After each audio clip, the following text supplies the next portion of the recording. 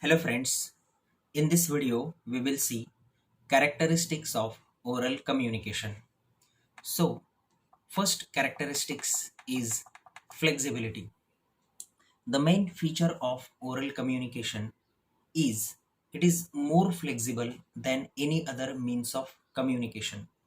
Oral communication or oral messages can be changed easily depending on the situation. Then time saving. Oral communication helps to expedite work. When time is short, it is advisable to use oral communication like snap conferences, verbal orders, and even mechanical devices like telephones, etc. are used. Then money saving. When used within the organization, oral communication saves money. Then powerful means of persuasion. Oral communication, along with the proper use of body language, is powerful means of persuasion. Persuasion means to convince because the speaker can convey a lot of things which is not possible in written communication. Politicians during elections rely mostly on oral communication to garner votes. Then promotes friendliness. Since oral communication is informal, it helps in promoting congenial relations between the communicating parties. Then immediate feedback. The speaker can get immediate feedback in the case of oral communication. By gauging the mood and response of the receiver, he can make changes accordingly. Then better understanding. Another major feature of oral communication is chance of misunderstanding is very rare. If there is any misunderstanding takes place, that can be rectified immediately by asking questions. If the receiver finds the communication ambiguous, he can get a quick clarification on the spot. Then opportunity for correction.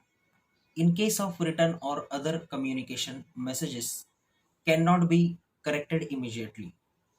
But in case of oral communication, it can be corrected within a few seconds. Then intercultural barriers.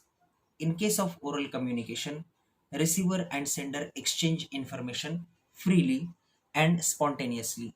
As a result, presentation of message influenced by the cultural background of the respective parties. Then now there are advantages and disadvantages of oral communication. So advantages of oral communication. It saves time. It is economical as it does not require any stationery. It is fast. It is flexible and suitable. It helps in instant exchange of information between sender and receiver. It is useful in emergency situations. Quick or instant feedback or response is possible. It is interactive. It can convey the different shades of meaning with effective use of non-verbal cues. It creates a feeling of personal touch or participation.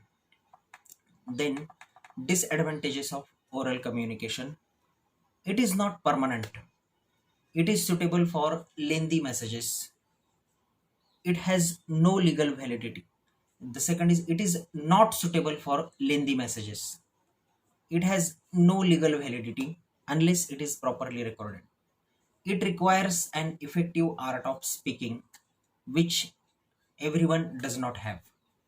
It requires an effect. It is impossible to refer in future if it is not recorded. Then it may create misunderstanding. It may not receive 100% attention. Long and lengthy speeches are boring to the audience. Then comparison or distinguish between oral and written communication. This question can be asked in the examination that distinguish between oral communication and written communication. So we will see points one by one. Oral communication saves time. Written communication is time consuming. Oral communication is economical. Written communication is costly. Oral communication is useful in emergency situations. written communication is not useful in emergency situations. Oral communication is flexible, written communication is not flexible. In oral communication, on the spot or immediate clarification is possible. In written communication, on the spot or immediate clarification is not possible. Oral communication is very fast, written communication is very slow. Oral communication is not permanent, written communication is permanent. Oral communication has no legal validity, written communication has legal validity. Oral communication, instant feedback is possible. In written communication, feedback is delayed. In oral communication, it is not suitable for lengthy messages. Written communication is suitable for lengthy messages. Oral communication cannot be retained for a long time. Written communication can be retained for a long time. Oral communication, an illiterate person can use it. Written communication, only literate person can use it. So, in the next lecture, we will see the topic spoken English. In spoken English, we will see dialogues, conversation, debate, feedback, etc. Till then, thank you.